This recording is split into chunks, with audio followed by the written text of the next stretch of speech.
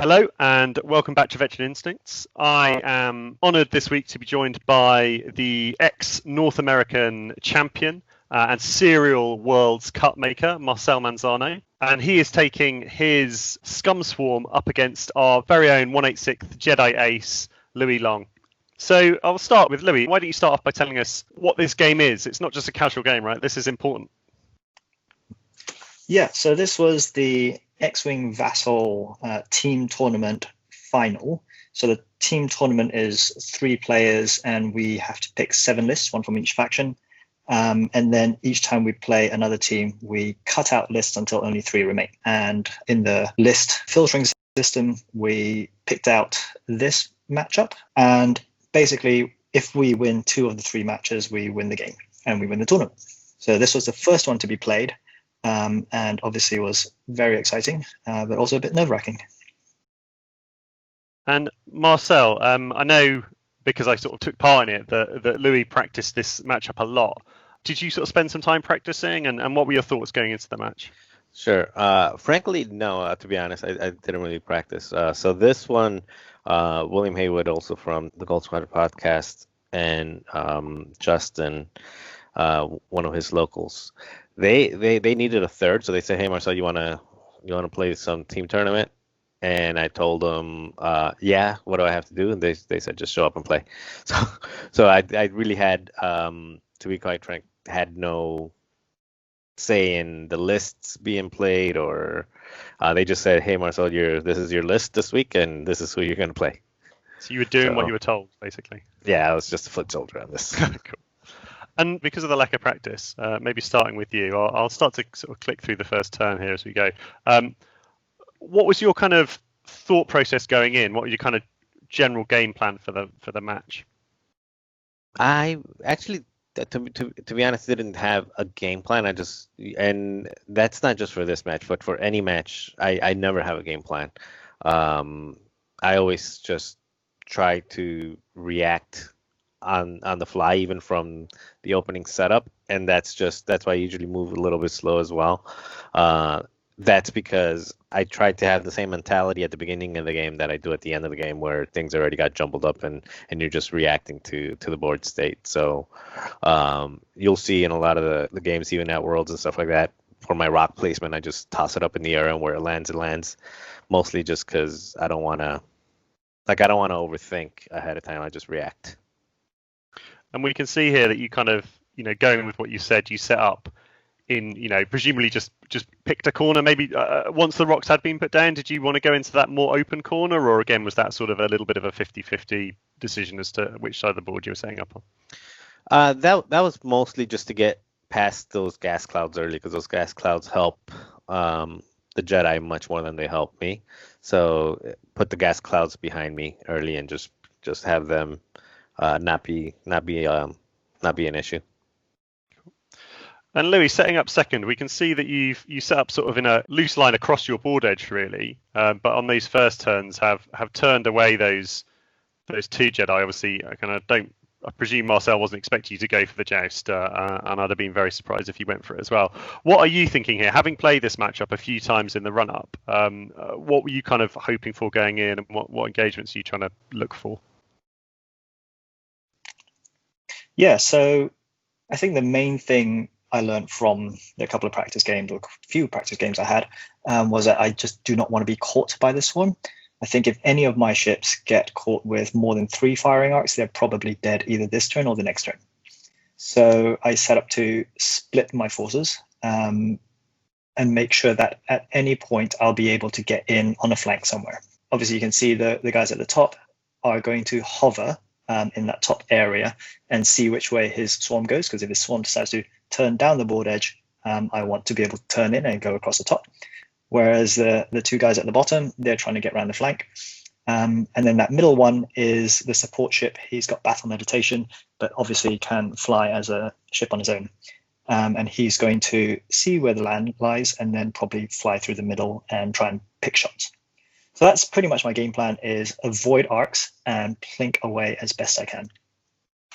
Yeah, and I think that's maybe the first kind of important thing to talk about is if you're going to try and kite with one half of your list and get on the flank with another, It's all very well and good sort of turning away and then running away, but actually if you do that, like if your top two Jedi here, red and yellow, go fast away from this swarm next turn, then actually you've just clumped all of your ships up in that bottom corner and given Marcel one target. So these guys, although it feels risky, do need to do something slowish, so that, exactly as you said, Louis, if the swarm is to turn, right and go downboard the Scum swarm, they can then turn back in onto that flank. So I'm expecting the kind of one banks here maybe might be the best thing to achieve that. Yeah, so the great thing about the Ether Sprite, obviously, is a double reposition. And moving after his entire swarm, it's easy for me to do something non-committal and then decide either to turn in if he goes one way or to bail out if he comes at me. And actually, just talking about turn 0, the 2 gas clouds on the right were the ones I remember placing because I know this one's probably going to go along one of the board edges and then try to turn in. And that's my attempt to try and disrupt him to do that. And you want them as a screen. So Marcel, we see you here kind of going a little bit quicker on that second turn and continuing down the board edge. Hoping to catch Louis here, or just sort of taking up a nice position between those 2 gas clouds? No, just I know I'm not going to catch him. He went a little slow on that first one. So basically just trying to make the 2 Jedi at the top not engaged, just making them take the long way around and threatening them. The ones at the bottom are far enough to where they're not really going to be a threat yet. So just making sure that I'm shuffling them more towards the center of the board. And is this Scum list? So I suppose we haven't really talked through the list, but this is I think a Scum swarm made famous by Ata Khan, 2 cartel spaces with the tractor beams for the viewers. That's yellow and blue.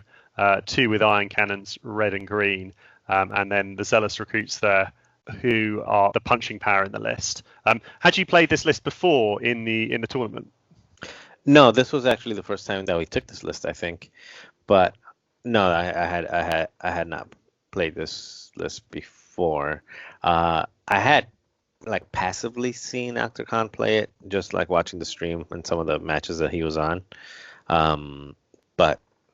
But no, other than knowing just 6 3 agility ships that can potentially throw 3 dice each, even if it's with cannon, it's pretty scary joust. Yeah, and to get back to what you were saying, Louis, we certainly found in testing, didn't we, that if you get caught, if you get tractor beam, you're taking a lot of damage, and if you get ionized, then the next turn is the death of that ship. So we can see you here kind of continuing to skirt around the board edge with these bottom guys, and you're really looking for a series of range 3 engagements where you kind of plink a bit of damage each time. Is that right? Yeah, exactly. I think the order of the day here is very much caution. I cannot afford to be caught by more than a couple of his arcs, because if I am, like I said, they're dead. So you can see I did the 1 banks, and then knowing that he did the 5 forward into me, go for the barrel roll or boost in the barrel roll to get away. Meanwhile, the guys at the bottom are taking their time to go the long way round, because we definitely want to get behind them and not give them an opportunity. One of the things I've found with online X-Wing is you end up playing a lot more players that you don't know. So you kind of most of the time, if you kind of got a local tournament, and even at the bigger events in your own sort of home country, you get to know the players. Certainly the players that you're going to meet towards the end of a tournament in cuts, and so you always sit down kind of knowing, oh, I'm playing Ollie. He's a thoughtful, slower, more cautious player, or oh, I'm playing Dale. He's going to joust me. With sort of having not played Louis before, Marcel, is there an element of the kind of start of the game where you're trying to work out what type of player he is, or do you not tend to worry about that too much and sort of focus more on your own game? Yeah, I tend not to worry about that too much. Just unless it's somebody that I've played a lot. If it's somebody that I've only played a couple times, I really it doesn't change what I do. And I think, like, I know myself, I tend to be an aggressive player no matter, even if I try to be defensive, I'll be defensive in an aggressive way. So the only times that I change the way I play is if I get up early or if I get down early, then if there's sort of big changes in the game state. And yeah. Just And so coming into this third turn here, kind of becoming clear that Louis is gonna try and get round and get in your flank. Plan from you this far seems to be to keep these guys as a block. Any temptation to split up, cast a bit of a net and catch these guys, or do you think that the power of this list is staying together and focus firing one target? No, definitely widen the arcs, because I know he's going to try to come in from multiple angles, so widen the arcs. At this point, I'm more concerned with the ones that can more immediately come in. So, for example, if I make a hard turn in right here, it doesn't take a lot for those Jedis to do a too hard barrel roll boost and have go bullseyes on me. So mostly, again, still trying to corral them, try to prevent them from getting aggressive yet. And so, yeah, these red and yellow ones, there's a danger if you overcommit into the middle of the board that they can get on your flank quite easily, and you need to wait until they've really committed to running away, by the sounds of things, is what you're saying. Yeah. Mm-hmm. And Louis, other than keeping flying in a circle around the edge of the board, I mean, that sounds like I'm denigrating your play, and I'm not at all. But for maybe the newer players watching, how do you start to engineer a position where you can get something onto the flank? So I think against this one, I was waiting to see which way he committed to. And it's probably this turn or the next turn that I know something's going to happen. Either he's going to go around the outside of that sort of croissant gas cloud on the top right, in which case my two guys on the right will bail out and keep moving down the table. And then the two guys at the bottom will come zooming as fast as they can round. Or he's going to cut down through the middle of those two gas clouds at the top, in which case I've got a pincer on both sides. And you can see the way that I flew the two guys on the far right side of the board is they always do that one bank, which is sort of just sticking their nose in. And because I can then react to which way he goes, they can either turn in with a boost inwards or they can turn out with a boost outwards. And that's pretty much what I'm doing, is just being a little bit patient to see which way he goes before I send in a couple of my guys to try and get a few plinks. Essentially, the game plan is to try and get behind the list as much as I can, if I can. Okay, so with that, I think it's worth rolling on for this turn. And as you say, it's starting to look like Marcel's going to have to commit either to the centre of the board or keeping going around. And maybe, I think, from my point of view, when I'm attempting to do what you're attempting to do, Lee, I'm looking for the turn where my opponent has cut down their options. With the bank here, Marcel is kind of threatening those two Jedi, as he said, but he has cut down his options slightly in that red and yellow are now going to struggle to hard turn back into the board. And I think it's positions like this that you can start to, as the kind of more AC, more arc dodgy player, take advantage of.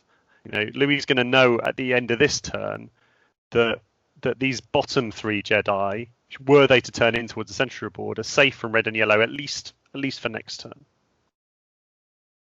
I mean, the slight caveat to that being that gas clouds are far less scary to turn through than rocks or debris, and maybe I'm maybe eating my words if Marcel decides to turn everything through this gas cloud next turn. Marcel's skill in flying this list is he's actually still got a lot of options open. The Skicks have the one hard, so they can quite quickly turn back through the gap, and the Fangs are sufficiently far behind that I'm slightly worried about them. But you can see I used Battle Meditation to boost Ben and Ollie, or the green and the white, along so they can really try and get that wide looping arc around. And again, worried about the two Jedi on the right, keeping them moving down, sort of crab walking down the board edge, hoping to be able to turn in, but really scared if those 6 come in with a 5 forward kind of thing. And Marcel, nice point. And that one hard does keep your options open. To me, that still looks like very early stages of the game. You've done a nice job of keeping the ships together and the options open, and Louis has really kind of just rotated that opening formation onto the bottom side of the board. Don't really feel like anyone's got a major advantage yet. Were you kind of feeling it was pretty even, or are you starting to kind of like your position or dislike it? I feel pretty comfortable right here. Again, what I was trying to do was to take the two flankers to where I'm not pincered in, so that was the main thing that I was trying to do, is just trying to corral them to kind of not commit. Because even right here, if they were to, take a hard right and try to come in through the back, it's going to take them a couple turns to get to me. And I knew that he was probably not going to be too aggressive for that same reason, that I can very easily just take 3 of those Seeks and just do 5 forward and try to catch them on a rock. So I was pretty comfortable. I felt pretty comfortable at this point. I suppose from my point of view, I think that the green Jedi is starting to get into an interesting position. Certainly, if he goes fast again and boosts next turn, he kind of is getting towards the backside of your list, and then he starts to kind of look like the flanker and be worrying in the same way that red and yellow are at the moment. I suppose the risk of that is that if he's out on his own and your list turns on him, he's not going to last long. Is there a point where you have to start being worried about him? Is it this turn, next turn, or are you going to go fast enough? You think that green Jedi is not going to be an issue for a while? No, he's obviously the biggest threat at this point. He's the closest one, and he's the one that's pointing in. So if I'm going to get shot by anyone, it'll be by that one this turn. So yeah, it's definitely the one that I'm looking at. And for that reason, do you consider the kind of hard turns, or maybe even talon rolling those fangs, or is that kind of committing too much to sort of one move from your opponent?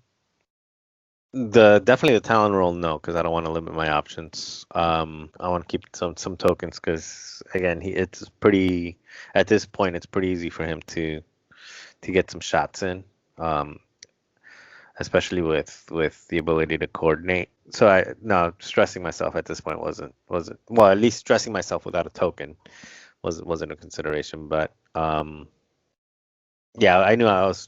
There you go. I just did a hard one and pointed in that direction because I knew that's kind of where the biggest threat was. And so we can see Louis Marcel coming round here, and a combination of the boost from one and the barrel from the other, very very nicely setting up. And all of a sudden, my hero of the Republic, Green, who was going to cause all this trouble, is looking like he might be in a bit of trouble himself. The battle meditation is an interesting choice. What made you take that, and how useful did you find it kind of throughout the tournament? We actually put it in for this list for the first time. We took predictive shot on these guys before and found it was pretty useless, which I think most people already knew, but we had to learn it slightly the hard way. And we had all those spare points, which we didn't have anything to do with, and we thought maybe sense, but sense is not hyperspace legal, and this is a hyperspace tournament. So we ended up going with 1 copy of Battle Meditation, and we thought, you know what, chuck it on there, and if it does anything, then great. So it's something I kept in the back of my mind as potentially useful to get people out of a pinch if I need it, or potentially double mod while keeping their reposition, because these Jedi Knights only have 1 force. So unlike Obi-Wan, who can reposition, take a target lock, and then still have 2 force, these guys can't do that unless we have the Battle Meditation going. And so we can see that Marcel's hard turned the whole list there. Yellow just clipping that gas cloud, but rolling a crit and not taking any strain. So only losing his action. And that cloud itself is there as nice protection should these Jedi turn in. With these bottom 2 guys, we can see the 1 bank there from yellow. And I think that the beauty of your position from last turn was it had yellow and red 5 straighted down. Even from here, the combination of the boost and barrel roll can get you running away again and get you disengaging. But as it is, you're in a nice position to kind of boost in and start to be aggressive. How much, when you're making these moves, do you worry about the kind of the turn after, in terms of it's all very well and good getting shots, but where these guys are going to go next turn? Is that kind of a high on your sort of list of things to worry about, or do you kind of work out next turn when it happens? Yeah, very high. Because you can see how quickly this swarm suddenly changed direction. One moment Green was sitting very prettily on the flank. Next moment he's staring down the entire swarm. So every step of the way I'm thinking, what's my exit? Because sure, these guys could all come forward into the left side of the board, but equally they can very quickly also do a hard turn back into the guys on the right and catch me off guard. So it's quite worrying how quickly these guys can spin and suddenly take out one of my guys. And so we get Obi-Wan moving up here, measuring from his Battle Meditation. And what's the range on Battle Meditation? Range 2, I think. It's a standard coordinate. So he moved in last, and we're doing a Battle Meditation. I think this was to take target locks. probably more for spending later on. So both of those guys in range and both nicely grab that target lock and going to have double modded shots into the Fang. Looks like range 3, not the desired range 1 for these Fangs, but certainly not terrible, not range 2. Well, this is a situation I was talking about earlier where I can reposition both my guys and spend the force, but still end up with a double modded shot. Yeah, very nice, very nice. And with that, we roll into the first shots. So range 3 from green onto Zealous Recruit number 1 there. No bullseye, unfortunately, but has the 2. Decides not to spend the focus. I think probably wise, and we can see it was the correct choice. With a nice opening roll there, Marcel, of 4 evades. I've got to be hoping that continues for the rest of the game. Yeah, definitely, but never count on it. Yeah. And Obi with the same shot. Again, only 1 hit and 1 evade. These Jedi are going to have to roll better attack dice than this if they want to damage the high agility ships on Marcel's side of the board. And so a choice here with yellow, I think potential bullseye maybe. Oh, not quite. And blanks there. So nice positioning, at least with red and yellow. A little bit worried about green and white in terms of next turn, but no damage done. And at least for this turn, only 1 incoming shot. Oh, but a nice one. Rolls 3. And an early damage into green there. And given that you were taking more shots than you're giving, nice sort of bonus damage there early on. Yeah, definitely. I mean, that's again, never count on the greens. The greens will always fail on both sides. Yeah, and to be fair to you, yours was the best quality shot. You had that 3 dice. You had your modification. I think not had to spend it. So not outrageously unlucky there. But this is an interesting turn. So I suppose starting with Marcel, you're going to have to move your ships first and not have any information with the repositions. You've got choices here. You've got red and yellow and green and white coming in from different sides of the board. What's your feeling here? Is this kind of the time to pick a side and go for them and try and take something off the board? No, I didn't want to get pincered in again. I didn't want to give them just free shots without having to worry. I want him to be conservative with whether he spends his tokens offensively or not. So at this point now, I was just trying to figure out the best way to cover both angles, to send a couple ships to threaten both the ones on the left and the one on the right. And Louis, from your point of view, as Marcel says, you can still threaten sort of any element of your list. But unlike last turn, your options look like they're sort of somewhat limited in how to get away. So how do you give yourself the best chance here of not getting a ship caught? Yeah, so the goal of this round is just not die. Looking at where Marcel's put himself, I mean, it's really good flying because he's got so many options to go either left or right. And my thinking here is he's coming through the middle of that board. I need to survive this turn. And if I do, I can get behind his swarm and probably his swarm will be a bit scattered. Then I cut down the number of arcs I take. So the only thing I'm planning for in this round is to avoid shots. On the right, that's fairly easy. I can scoot around this rock and the gas cloud. On the left, it's a lot harder because he's put that Fang in the top. Because he's on the outside of that cloud, it really limits my options of going, up this channel on the left. So I think for me, this was a hugely critical round. I had to dial something in for the 2 guys on the left and then hope that if I need it, the coordinator coming in round the bottom, Dale, can either barrel or boost them so that they get away and don't get blocked. And that's pretty much my thinking as I'm setting the dials here. Yeah, and you've got the opportunity here with that coordinator all at the same initiative to use them sort of as an advanced sensors, really, right? You can boost or barrel roll before you move and then do the other repositional action afterwards. So you have got quite a few options, but obviously you need to dial something in that allows you to react. So we had Phil GC on, a good few shows ago now, and he was talking about advanced sensors and very much saying that you shouldn't play it to kind of, right, I'm going to do this one move that requires this boost left before I start. It should be, I'm going to dial in this move, and that gives me 4 options with the advanced sensors or the positioning afterwards. So I wonder with all of that. I see. My thought would maybe have been to hard turn to the right and try and get out into this gap between the 2 rocks in the bottom left-hand corner. But that doesn't give you many other options should Marcel play for that. So maybe a bank or even a straight as a more sensible move. Let's see what trap Marcel sets and what solution you come up with. So really like that move. The Zealous being nice and aggressive, boosting in is going to get him into range 1 should those guys come past him. Same with the other one. Really big threat, and also both in positions now to block. Certainly, if the Jedi end up bumped into Zealous Recruit 1 there, white guy, they are going to be taking some significant damage. And then the Sikhs are yellow, rolling in to kind of take advantage of that potential block. And I really like the moves here, Marcel, with everything else. I think, as you say, didn't want to give up a flank, and you've done a really nice job with blue of really threatening, but also red and green keeping their options open to be able to fire at either group of Louis' ships there. I think that's really nicely done. And again, giving those back 2 ships particularly good options for next turn. So we see yellow here, sensibly diving into that corner, and really with that move, not playing for anything other than the runaway, but manages to get back round this gas cloud. Very nice repositioning there, Louis. Let's see if red can perform a similar trick. He's going to find it a bit harder. Yeah, I think already, guys, really nice play from both of you.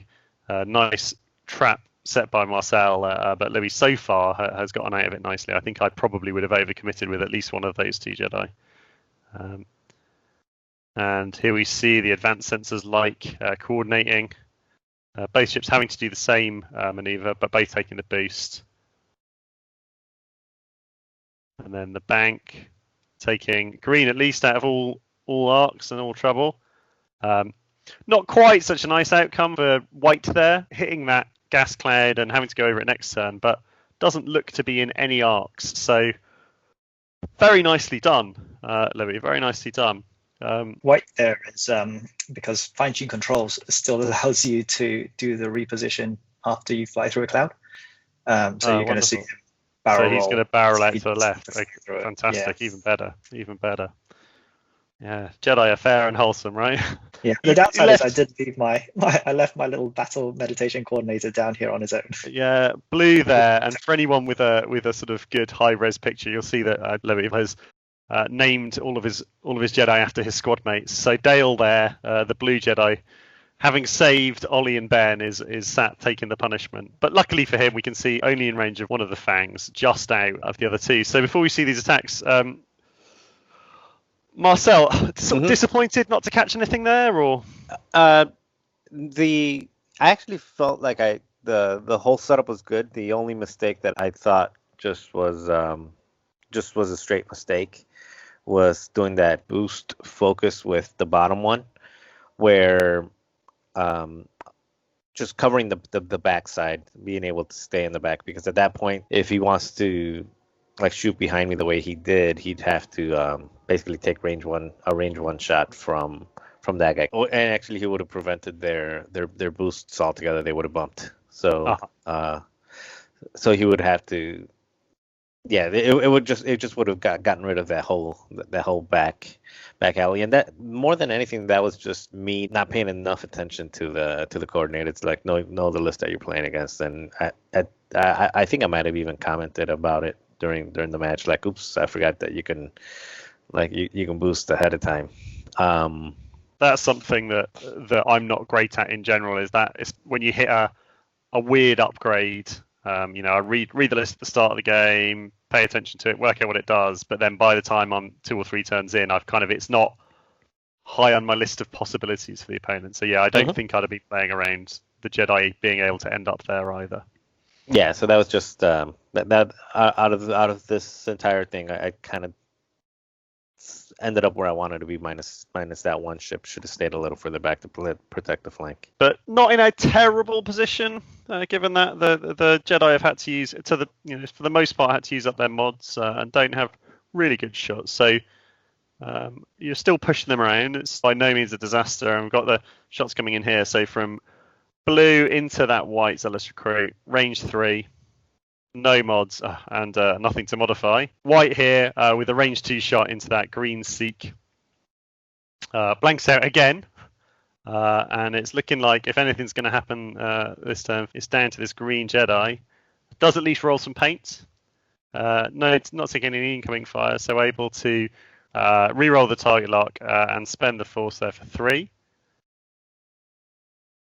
And only 1 evade on green, so some points on the board for Louis there. And starting to sort of get some reward for this flying. Clearly no shot there with red, and last shot coming in from the Jedi from yellow into the red seek. 1 hit and 2 evades nicely there. And I believe that was the last shot of the round. Is this Zealous Recruit, and another big hit. Again, can spend the focus. Nice thing about moving first is the ability to sort of have perfect knowledge when using your tokens. But blue there, really, with no mods, facing hit, crit, could have been a disaster. But aptly named Dale, just relying on natty dice there, and gets away with it. Yeah, I think it's worth pointing out how lucky I was on that round, because obviously dodging the hit crit with natty evades was huge. But if I were just a few millimeters forward, I'd be caught in both the arcs of the pink fang, but also the tractor seek on the side, that yellow guy. And if the tractor landed on me, then he's boosting me forward. I'm now in range 1 or range 2 of the 2 fangs, and that's the end of Dale. So you can see just how close it is that, those few millimeters could have been the end of that shit. Yeah, and exactly as you were saying, against this swarm, it snowballs quickly, doesn't it? And yeah, although you got away with it, it could have been very bad, and it was a matter of millimeters out. So, Marcel, not an ideal outcome from that turn. Now looking slightly more difficult for you. You've got at least, green, white, and yellow are looking like they're going to get shots into the back of your list next turn. Blue Jedi in a slightly tricky position, and red can come in, but potentially you can threaten him with at least half your list.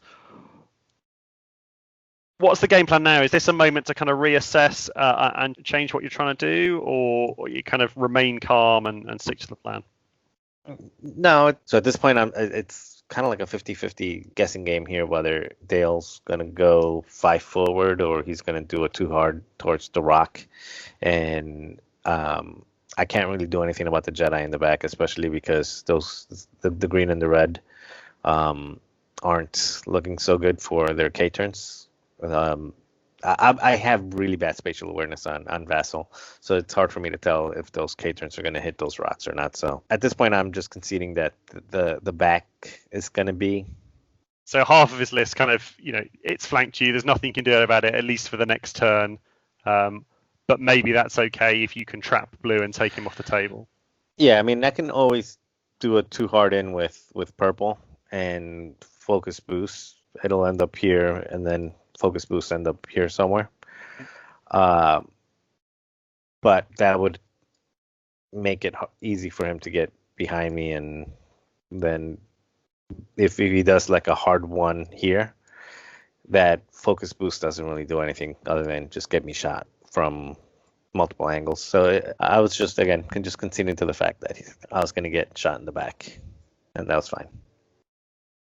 And that's a reasonable thing to do. So we'll roll through the moves here, because I think, having heard from Marcel, that was kind of, I hope you don't mind me saying, Louis, they're kind of interesting. He's the guy in trouble and the guy with interesting choices to make. And an interesting solution so far. I really like these K turns. Blue, I think I'd question in terms of, I think he's probably getting fired at with no defensive tokens, but that white fang there, I really like that K turn. I think that's likely to get shots on the blue Jedi, and yellow and green kind of following up with this plan to put Louis in a tricky spot. Dale 2 hards, I think the right choice given the movers, and the boost is probably going to get him out of almost all of the arcs here. That looks like a pretty safe spot to be in. So problem 1 has been fixed, and then these guys all free to loop back in. So at this stage, this is looking pretty good for you, Louis. Yeah, I think the Dale, again, escaping is massively lucky. I think if Marcel had managed to block that too hard, he's off the board. So it's one of those 50-50s which just went my way. And so we roll into the next group of firing here. Marcel looking like he's not going to have many shots this turn, but the Jedi try and do a bit more damage. White only having the choice of red to fire at here. And again, one thing that's sort of this more conservative approach, Louis, although it's, I think, completely correct, it does mean that you're getting a lot of 2 dice shots. And your ship's continuing to sort of not really help you. That's another 2 blanks there. Oh, man alive. Is that the bullseye, I think, on the back guy just? Yeah, I think this one, I wanted to shoot red because I've got 3 shots going in onto red. But given that the bullseye was on the other guy, I thought I'd go for him. Okay, so we've got the 2 dice plus the focus coming in onto blue here. Rolls a focus, spends for 2, an unmodded defense dice. So this is going to be even the K-turn guy, who rolls an evade, but takes the 1 hit. And just starting to plink damage through here. And it's a kind of feel like they're going to start to add up over the next few turns. Nice range 1 shot here from your red Jedi onto the red Sikh. Another 2 hits, but 2 nice evades there, not having to spend the focus. And even Dale gets a shot from running away. That's nice. At this point, it seems to make sense to shoot into the already damaged guy, but rolls another evade and no further damage done. And we're now into Marcel checking his arcs. And we've got the 1 shot here. So got a choice here, Marcel, between range 2 on a guy with the focus or range 3 with no mods. And this is one of your tractor beam guys. So obviously the tractor beam not particularly helpful here. Yeah, I think I shot at the range 3. I mean, it's just mathematically getting no focus. An extra die with no focus is more likely to get damage in. Yeah, and he's an injured one as well. So if you plink 1 through, that's half points. Yeah, but takes the shot, looks like, and just the 1 hit with no mods and 1 evade on Louis' side. And Louis yet to lose any points. So this is starting, I think, Marcel, to kind of go the wrong way. Just losing out a little bit more damage every turn. Not yet managed to trap a ship, but certainly we found in practice that you only need to trap them once or twice to get back into the game. How are you in general? Are you someone who, your head will get down, you'll start to make bad choices if you're behind in the game, or are you quite good at kind of keeping focus? No, I think I'm fine. And at this point, I actually don't think it's that bad. I've got a damage here, damage there. So I'm not feeling too bad about things. And even the positioning, I don't think the positioning is bad because all 4 of his Jedi are basically committed to that area here. So I know where he's going to be. So there's yeah, I'm not too bad. I'm just trying to figure out what's the best way to get everybody turned around while keep Green protected because he's only at 2 health. With if I'm K turning everyone, no token. I just don't want him to get killed, and I'm trying to protect him. Yeah, I think that's a very good assessment of the game state. In the practice match that Louis and I played, the start of the game was very similar to this. That I was struggling to get shots on. Lou was out positioning me, and we had a turn that looked like this almost exactly, where Louis had kind of committed into a gap between some obstacles, and I was able to put a fang in there and block and actually take 1, if not maybe even 2 Jedi off the board that turn, and it evened it up massively. Though it'd be interesting here to see, Louis, if you kind of repeat the mistakes of the past, or whether these top 3 Jedi are actually going to disengage rather than come into this likely kind of kill box that Marcel's going to bring. What were you thinking here, Louis? Is just kind of pursue damage guys now, or stay safe? No, I think the practice game sort of really reminded me how quickly these guys can pile on the hurt, and I was literally overriding every natural instinct to dive in and say, yeah, we can get him now. We're behind him. He's going to be scattered and K-turning, to take the sensible option and sort of regroup. I think the thing that really gave me a red warning bell was a K-turn this turn from the Fang down in the bottom left, because I'm looking at if he had not done the K turn, I'd be a lot more confident coming in. But he's got a 3 forward boost into here with a focus, while Pink has got a 2 hard boost into here with a focus, and now I'm facing 2 Fangs at range 1. Yeah, and that's a dead Jedi, and with that in mind, it almost doesn't matter what the 6 are doing, and I'm just saying a big hard no to that. Yeah, and I think that is the power of practice, right? That decision would not have been made if this was the first time you were playing this match. So nice, getting aggressive there, cutting down options from Marcel. The Sikhs K turning to get their arcs back in the right place. And a slightly different solution to the one you suggested, but nevertheless, the Fangs here getting up close and personal to where these Jedi would be if they turned in with their focus tokens. And Green going last. K doesn't fit. Bit of an issue for Green. Extremely. Yeah, I misjudged that. I expected, again, trying to protect Green.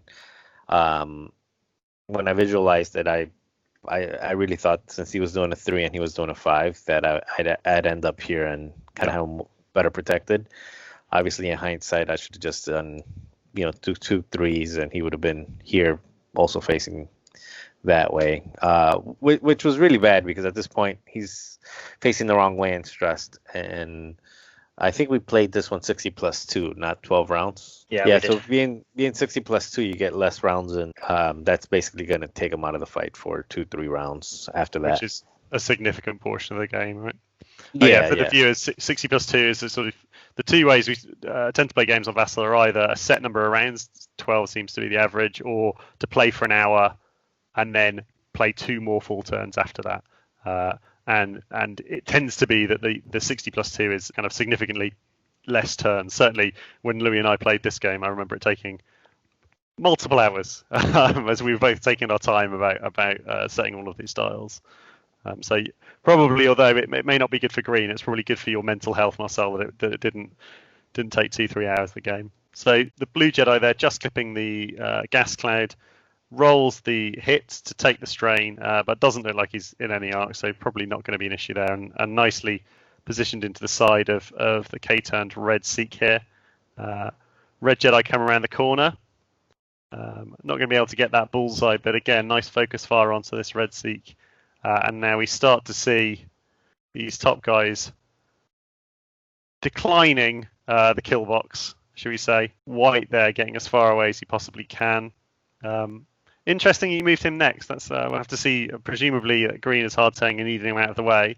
But he's in a spot of bother there. Limited options.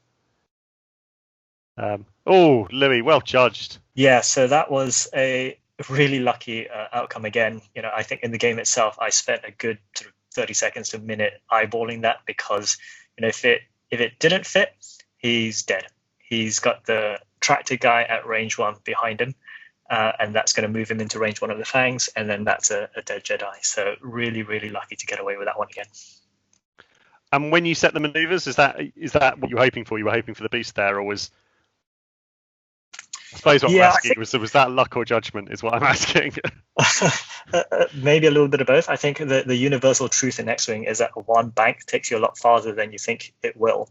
And that original one bank that yellow did took me so close to the cloud. I was like, oh God, that's closer than I thought it would be. But gets himself into a nice position. That was his ship ability, so we're able to take the focus here. Gas cloud between him and some of the ships shooting him, and Green also getting out of there. So nice job here, slipping the net, and we're into firing. So blue, having escaped last turn, now in a nice position to potentially do some damage into an unmodded ships. No mods either side on this shot. So 3 into 3, and hoping for a focus there. Had his force. I apologise. Gets the 1, but easily evaded. Again, another 3 dice shot. 2. Doesn't spend there because he's taking that incoming shot, and again 2 evades. So red has not taken any damage, which has got a nice outcome there. And Primary shot here, Marcel. It looks like you're deciding to take the primary again rather than the tractor beam. Yeah, I got to get points, and tractor beam here really does nothing. I think if I were to tractor him, I can probably move him here to get a shot from yellow, but it would be a unmodded 2-die shot because yellow's the other tractor beam. Yeah, at range 3. So it wouldn't do anything. And moving him here might give me a shot, but then I have to land 2 shots, so it would still be at 3-on-3 because of the distance. Yeah, absolutely. Yeah. So at this point, I was like, might as well. If I can land something, I'd rather do damage at this point. Cool. And he's trying. He's rolled hit crit. Do you have the focus there for defense? And that is going to be just enough. And then, Louis, at this point, looks like you've scored your 16 points and you're leaving. We'll see what happens to the rest. One more shot coming in. Range 1 from red. Red is iron cannon. Is that correct? Yeah, that was an iron. And so this is going to be 4 dice onto 3. Whoa! And nice unmodded dice there. 3 hits and a crit. Oh, nice stuff. So this is looking worrying all of a sudden. And oh my god, incredibly lucky to roll all paint there. It's going to take the damage, but very, very importantly, not be ioned. And that's a sigh of relief, right, Louis? Yeah, massive sigh of relief. I think the only thing I was just feeling a little bit comfortable was with, even if he does ion me, his ships aren't in a position to really capitalize in the next turn. Obviously, there are ways he can get to him, but it's not ideal. Yeah, and particularly with the fangs, right, who are going to be the most scary with that rock in the way. They're not gonna be able to get there. Probably last shot of the round here from fang number 1 coming in. Range 3 obstructed, but a nice hit crit. Oh, and some more good evade dice there from the red Jedi. And no more damage going through. Red is living a charmed life here. But having a couple now that are one-off half, and so certainly a route to getting points for Marcel. Yeah, and I think it was these shots here that he got enough evades from both. That made a difference, and actually it would have made a huge difference if I ioned him. Cause, I would have purposely bumped him, and at that point the idea is just to 3 basically end up here with this guy, just overcommit over the rock and end up here, and then this guy do 3 and come in because I'll know he's blocked here and I can erase him. I mean, at that point I know I can erase him. So that was a critical one. I was really hoping for that, but it happens. Yeah, but it shows, like you were saying last turn, right? It's you have not yet had a turn that's really gone for you, but it's been by fine margins, and that's your path to victory, right? You only really need that to happen once. Given that Louis has only scored those 16 points so far, 1 ion that goes through or 1 tractor beam that hits, and you're going to be able to score more points than that in a single round. So far from over. And although Louis has been flying very, very nicely to keep his ship safe, the downside of the kind of more cautious, more keep away play is that you never have that big massive points buffer. I think just to pick up on your comment, you said score 16 points and try and run away.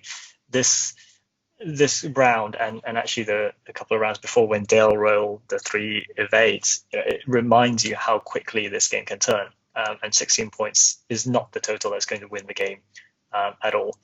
And you mentioned this 60 minutes plus 2 are fewer rounds than the 12 round. But actually, for this list playing against the Swarm, it feels like a very long time. Every round is like you're dancing with death. And I know I've got away with a couple of lucky rolls and a couple of 50-50s that worked out my way. But it only takes one of those to go the wrong way, and then I'm down a ship, down on points, and struggling to get back into it. So I can't afford to keep running. Yeah, and I don't know about you, Louis, but I always find it far more stressful when I'm narrowly ahead than when I'm behind. If I'm behind, it's like, the pressure's off, just make the most sensible decision, hope it comes back. But if I'm narrowly ahead, then I agonize over every decision. Cool. So why don't we just roll straight into the next turn? And And I think the pattern of the game seems pretty set here. Marcel's going to continue building kill boxes and spreading this net of ships to try and get multiple arcs on the same ship, and Louis, you need to keep dodging them. So let's go ahead and see where Marcel's going. That's an interesting move. That looks like playing for a block there on the yellow Jedi. Yeah, those were the mistakes that I made. That was the mistake that I made there was actually the reveal order, where he was supposed to have moved first to complete the maneuver and then just block myself back to prevent. But I just revealed them in the wrong order and ended up having no actions with both, and both of them facing no actions next turn as well. So this was just a mental mistake. But the plan here is sound in that it's, you play for a block onto a yellow Jedi that you're, actually most of his moves to the right here look worrying. The one bank looks like it's blocked, as do the 1 and 2 hards, and actually putting the fangs into a slightly poor position facing that gas cloud, but worth it if you get the decent shots into yellow and do some damage. Green kind of having to take the turn to try and come back around, and yellow sort of moving to threaten the same position. And at this stage, I think gambling on that block is decent, and if Louis goes the other way with yellow, he's still sitting in all those firing arcs. It's just that he's going to get some actions. So I like these moves a lot. I think yellow is definitely the one going into that round that you had the best chance of trapping. I think probably would have been the ship that I'd gone for as well. Intentional block there, Louis, or sort of slight mistake? Yeah. So that was, they'll barrel rolling in to get the block on Chivers just to get the range 1 shot, which I thought, no one else is shooting us. May as well try and plink a couple more points here, especially as you can just see, Green is coming in to back him up. So not the plan going into the turn, but nice kind of thinking on the go there and realizing you can slow that red Jedi down and get that shot. Very nicely done. Then got the opportunity, another incredibly well judged boost, and takes the focus. And the white guy turning back in there looks like he might have bullseye, and taking the focus token here. And we do get the block. So yeah, as you say, Marcel, shame that those guys don't have focus tokens, but a successful block, and the yellow Jedi are going to have to shrug off a bit of fire. So let's roll straight into the shots. Red into red, 2 hits. Pretty average. Oh, and that is not average. And that is 2 damage into that red Seek. Sitting there with the focus token. Slightly unhappy to take that much. And he's halved, so more points for Louis. Follows up with green. Another 2 hits after the token spent. Presumably this is also into red. Into the Fang. Why was that? Is that just the more dangerous target? Yeah, I think because that red Seek still had the focus, and I'm only throwing 2 dice, as opposed to the Fang, who's got no mods, and I've got another shot going into it. If I can get half points on the Fangs are the expensive ones, then I'm feeling a lot more comfortable. But manages to evade out of that. And then, shows what I know. Still not in bullseye. So another 2 dice here. At range 3, though, with mods into no mods. Definitely could do damage here. And does plink 1 through. So a good turn from you so far, but obviously depends what happens to this yellow Jedi. So opportunity here myself for the first time to sort of open up with that tractor beam shot first. This is 3 dice into 4, and a focus on one side with the force on the other. But if this gets through, this is pretty big. Oh, and a nice initial roll. And not enough. So gonna get tracted. And nice, that pushes him forward. That makes a lot of sense. Putting him in front of number 1 there, cutting down his options massively for next turn. And not a bad start to this round. Did you consider sort of leaving him where he was, or is that Seek the one that's going to have the best shot? He's the only one that has a token, so that was, again, had I done the correct order, this one would have ended up here. At that point, I would have just tractored him to range 1 instead of putting him here to range 1 here, so you can get the focused range 1 4 dice shot. Absolutely. But again, And also he would have had a no gas cloud, because Yep. he was always going to end up on there. I knew that he was always going to end up there, but he would also have a range 2 without the debris as protection. But again, I think that and the 5K just mismeasuring, those were actual mistakes that made a difference. But yeah, that's the pushing him forward is more of a reaction of him being the only one with tokens.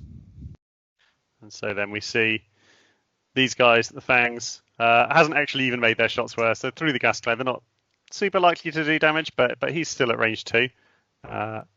So no mods, but a nice 2 hits, but 2 evades there. So first opportunity to do damage is gone.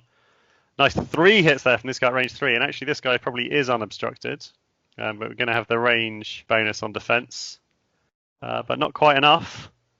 Having to spend the force here just to take the crit onto shields, and we're going to have 3 dice into 2 here with a focus into no mods to see whether we can kill a Jedi.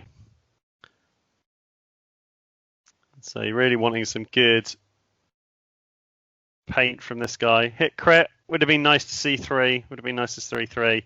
Ooh, but no evades. We'll see what the crit is. So down to 1. Direct kills. And that's a disabled power regulator. Not fantastic, but certainly better than the direct hit. And that shows what we've been talking about all game, right? One ship in the wrong position, one tractor beam or ionization that happens, and all of a sudden we've got a Jedi that's nearly dead. So Marcel, although you made that mistake, the result's okay anyway. You must be kind of relatively happy, or is the positioning of the Fangs here worrying you? The fact that he got the half points on red during that last shot made the difference to where it's going to dictate basically saying I need to get some points and not lose points in order to win.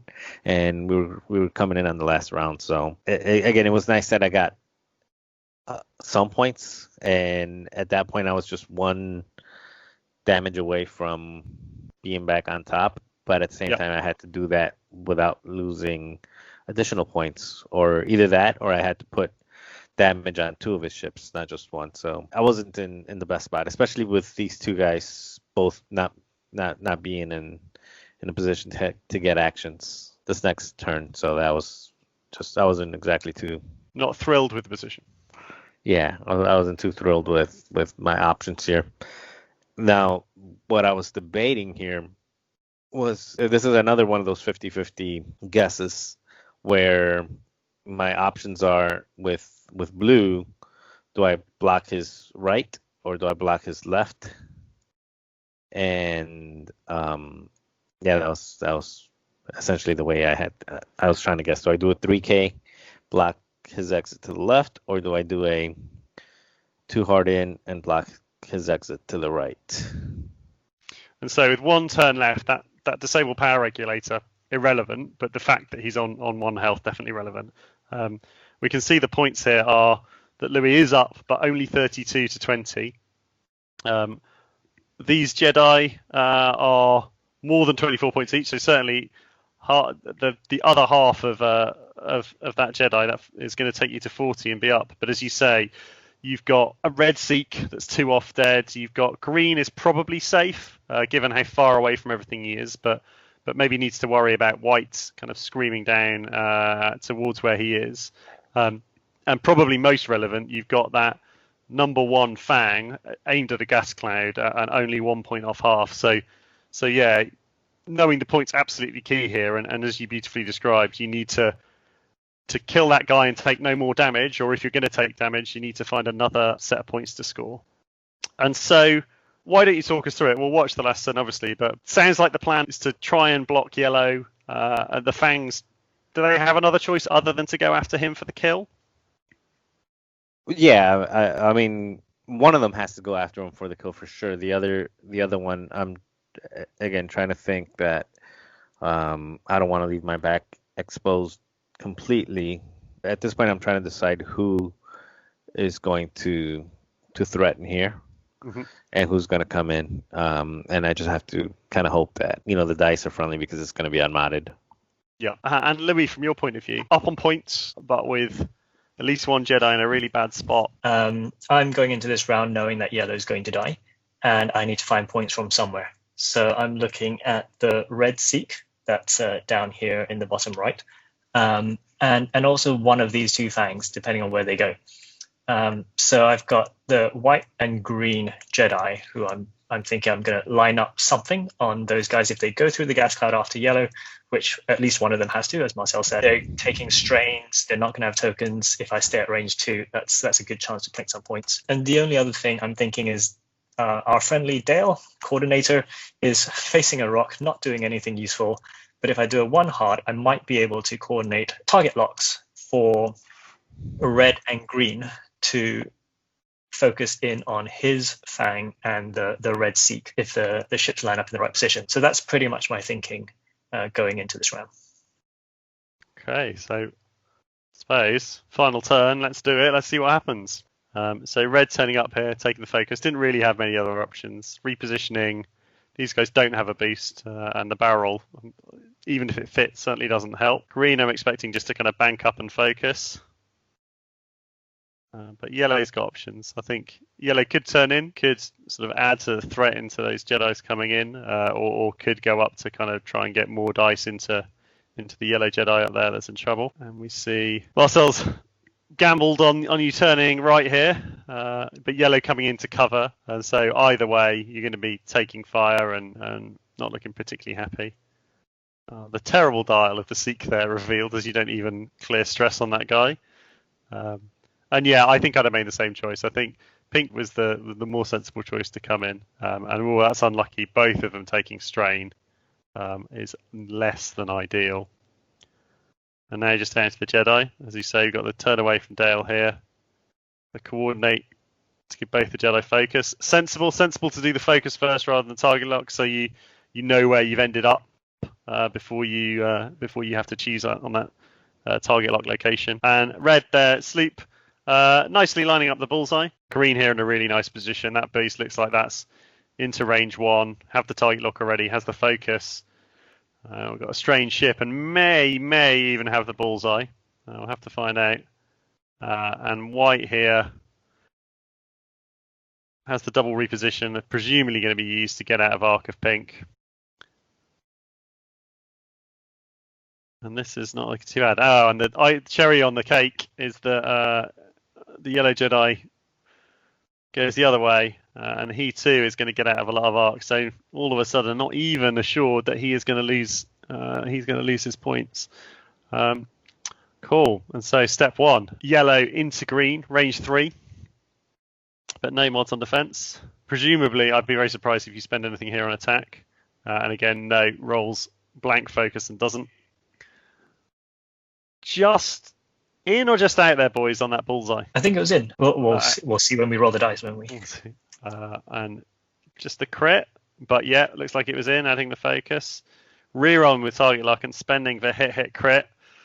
So 2 agility on this fang, and is that a blank out? Ouch. Well, this has gone about as well as it could do. That looks like a dead fang fighter, taking all 3 in one go, and already this turn looking very good, and looks like you're going to struggle to come back from this position. And now we're going to have a clean up really. Blanks from this guy, spends for 1, doesn't do any damage.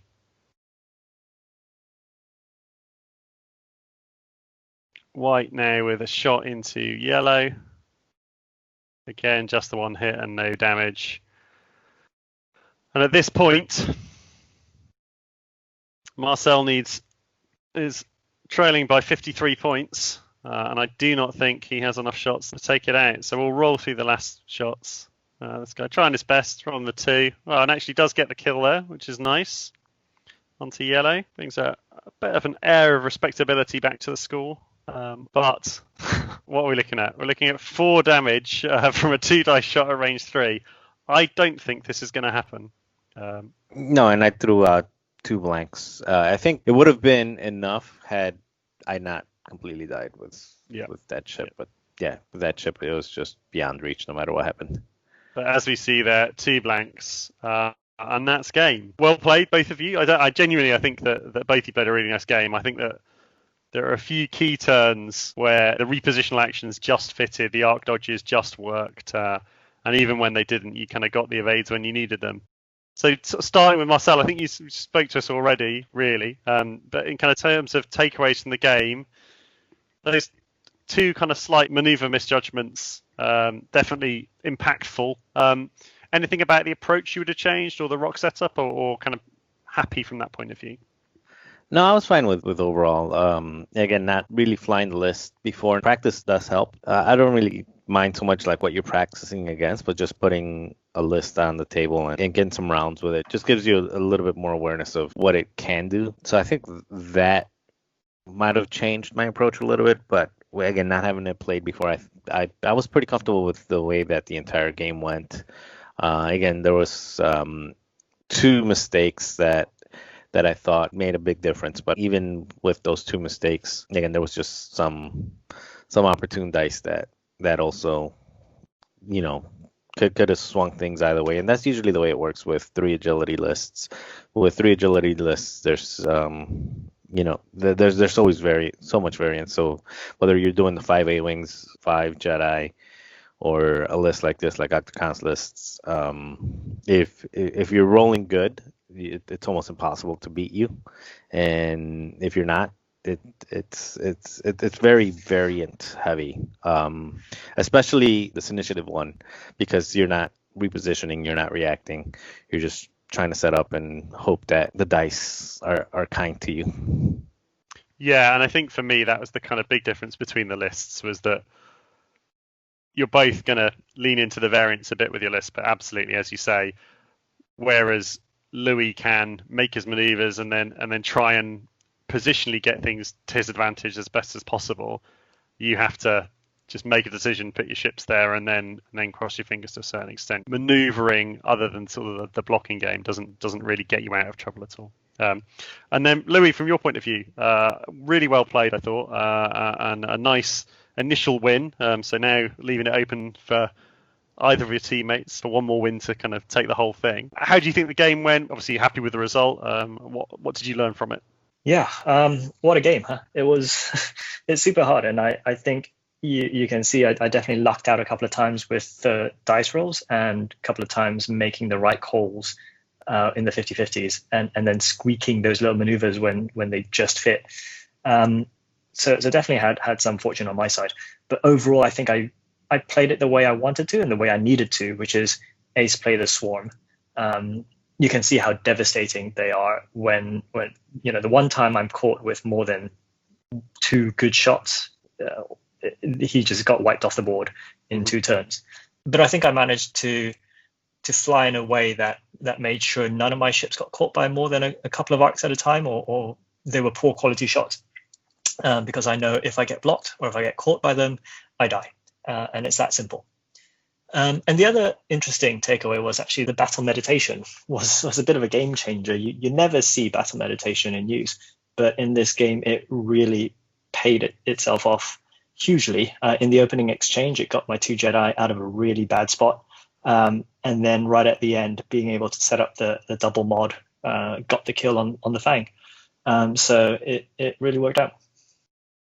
Yeah, and I think for me, as I said, Marcel, I think that you played it really nicely. You kind of stuck to your guns and had the plan and kind of spread your arcs wide nicely. And certainly against a less well-flown set of Jedis, I think that you'd have had a much easier time. And then from my takeaway, as I kind of mentioned a few times, I think it's the power of practice. I think that watching Louis play in practice games and against myself, and then versus watching you play this game, it was night and day. You knew what you were doing. For me, you kind of said you were lucky in the 50-50s. Actually, I'd be uncharacteristically nice for the channel, but I think that is something you are very good at.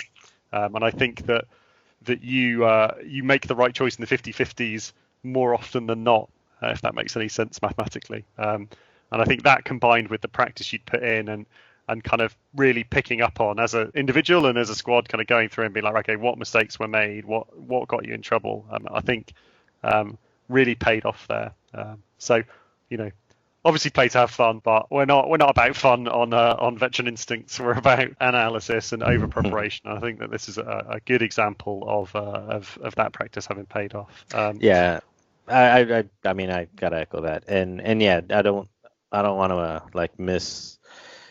I was talking about from my perspective where I was, but that's definitely not taken away from how he to his point, and we talked about this after the game was over. We talked for a little while about it, and he just did a really good job at being defensive and basically not committing.